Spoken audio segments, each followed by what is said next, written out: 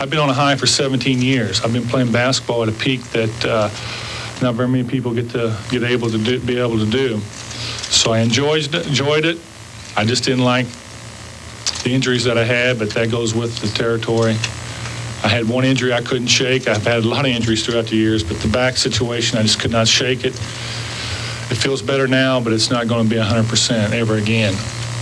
So as far as I'm concerned, I gave my heart, my body, and my soul to the Celtics, and hopefully we can continue to have a good relationship. The best defensive player ever guarded me was Michael Cooper. I'll take that to my grave with me. He was a very intelligent defensive player.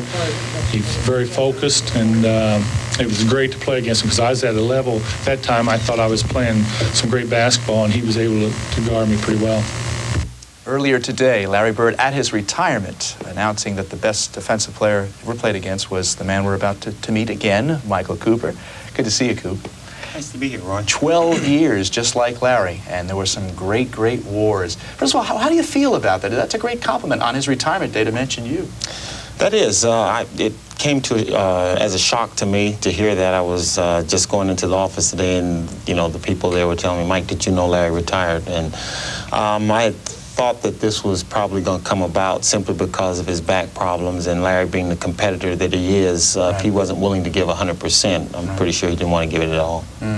He could have taken the check. He's certainly entitled to take the check, the guaranteed money for another year. He could have said, maybe I'll try to play one every couple of games, or go through the motions, have his farewell tour. Could have had $7 million in the bank, but he refused. That says something about Larry Bird, too. That's not the type of person or player Larry is to just take things. I think, in a sense, he wants to feel like he's earned them, and obviously he's had an excellent career, and he definitely earns the accolades as far as going around the league and getting send-off. But Larry's a simple guy, and he likes to keep things very, very simple, and this is his way of doing that. Earlier at the press conference today, Red Auerbach, the president of the Celtics, the man who first originally signed Larry Bird, talked about the first time they met. I want you to listen to Red Auerbach talking about that. This is earlier today in Boston at the press conference. I could go on for hours and tell you about his accomplishments. But I remember 13 years ago when he came here, he looked like a little country bumpkin. But when you talked to him and you looked into his eyes, you knew that you weren't talking to any dummy. He knew what he wanted in life, and he knew what it would take to get there. I want to ask you about the first time you guys met on the court. I know it wasn't in the college years. It was once you were in the NBA. I think you preceded him by a year or two.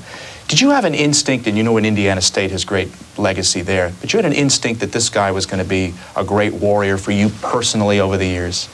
No, I didn't, Roy. At that particular time, I was just taking or playing the game of basketball for the moment, enjoying each game. But I knew that he was going to be a special individual, such as Magic, simply the contest that I saw Indiana State and Michigan State go at it, and the type of competitive spirit that he displayed out on the court. And I knew he was going to bring that to the pro game. And when I got a chance to actually play against him, he was bigger than I thought he was, and a lot more competitive than I had given him credit for at that time.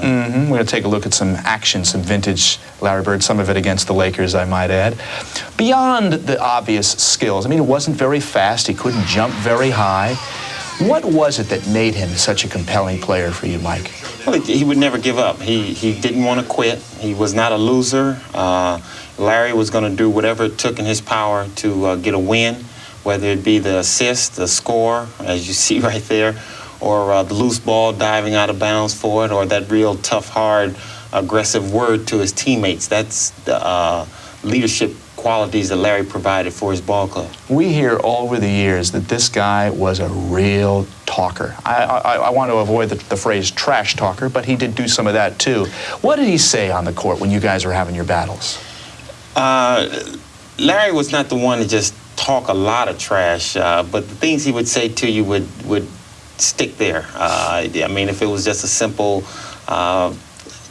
hoop, I'm gonna wear you out this play, or face, or just the way he said things, it made it very hard. Face. What is he scored 2 points and he'd say, in your face. In you your know, face. he didn't have to go the extra 2 words in your. He just say face, and you knew he meant business. But Larry was a consummate professional because he would go out there and just play the game. And I think at times, especially I had my differences with Chuck Person, who was a very lively talk out on the floor. I think he gets you into that mode of talking a little bit more. I was going to say, you reminded me of a story when I was talking about Chuck Person, that Bird apparently was playing one and just torching him one night. I think he had 35, and as he's shooting the ball, he says to Person, "I'm the greatest player ever out of Indiana." And he says that right to Person as he's shooting, and of course the shot goes in. I mean, that's the kind of great pride he had. What does it mean to be the greatest player ever out of Indiana?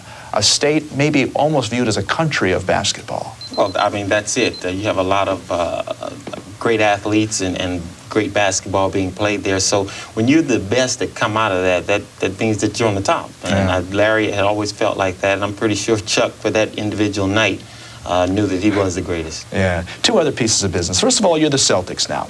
What do? You have D. Brown, you have Reggie Lewis, you have the future, of course. You have some older players now with Robert Parrish and McHale. Oh, how do you fill that incredible void?